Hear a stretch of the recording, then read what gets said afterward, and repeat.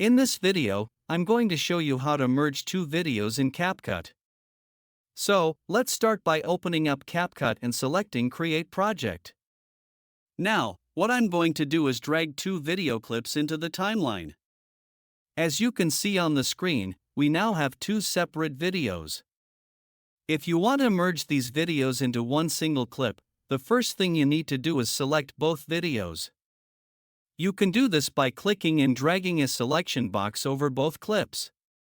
Alternatively, hold down the Control key on your keyboard and click each clip individually. Once both videos are selected, right-click anywhere on the selected clips. Then click on Create Compound Clip. And just like that, your two videos are now combined into one single clip. If you move the new compound clip, both videos will move together. You can also use this method with more than two video clips. This is a great way to organize your timeline and make editing easier. And that's how to merge two videos in CapCut. If you found this video helpful, please leave a like, subscribe to the channel, and let me know in the comments below.